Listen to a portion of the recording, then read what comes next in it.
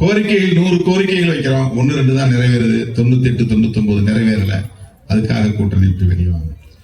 இது சராசரியான அணுகுமுறை, சராசரியான ஒரு பார்வை. ஆனால் அதை தாண்டி தமிழக அரசியல், அகில இந்திய அரசியல், அம்பேத்கரின் அரசியல், பெரியாரின் அரசியல், அதில் ஒட்டுமொத்தமாக தமிழ்நாட்டு மக்களின் நலன், தலித்துகளின் நலன் எவ்வளவு முக்கியமோ அதுபோல தமிழ்நாட்டு மக்களின் நலன், தமிழ்நாட்டு மக்களின் நலன் எவ்வளவு முக்கியமோ அப்படி அகில இந்திய அளவில் விளிம்பு நிலை மக்களின் நலன்கள், இதையெல்லாம் கவனத்தில் கொண்டுதான் நாம் சீர்தூக்கி பார்த்து சில முடிவுகளை எடுக்க வேண்டியிருக்கிறது.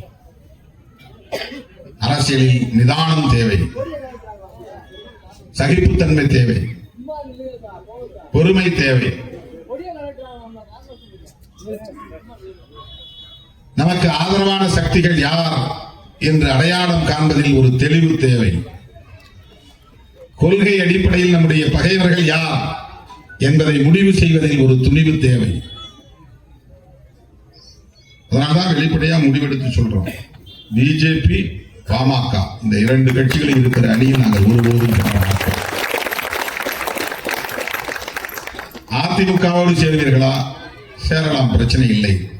ஆனால் அதிமுகவோடு பிஜேபி இருப்பதனால் சேர முடியாது.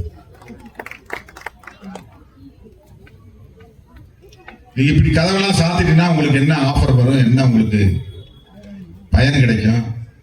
இங்கேயும் திறந்து வச்சுட்டு அங்கேயும் திறந்து வச்சாதானே நீ ஒழுங்கா இந்த பேரம் பேசலன்னா அந்த பக்கம் போயிடுவோம்னு மிரட்ட முடியும்.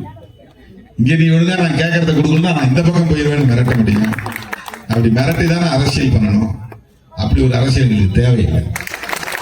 நாங்கள் அதுக்காக கட்சி வச்சிருக்கிறோம். அம்பேத்கருடைய அரசியலை மக்களிடம் கொண்டு போய் சேர்க்க வேண்டும், அவ்வளவுதான். 4 பேரை 5 பேரை ஆக்கிட்டா புரட்சி நடத்த போறதில்லை. 5 பேரை 10 பேரை ஆக்கிட்டதுனால ஒன்றும் புரட்சி நடக்க போறதில்லை. 0ல இருக்கிற போதே தாக்கத்தை ஏற்படுத்தியவர்கள் விடுதலை சிறுத்தைகள். ஒண்ணுமே இல்லாத போது தமிழ்நாட்டு அரசியலில் விடுதலை சிறுத்தைகள் யார் என்று திரும்பி பார்க்கக்கூடிய வகையில களமாடியவர்கள் விடுதலை சிறுத்தைகள்.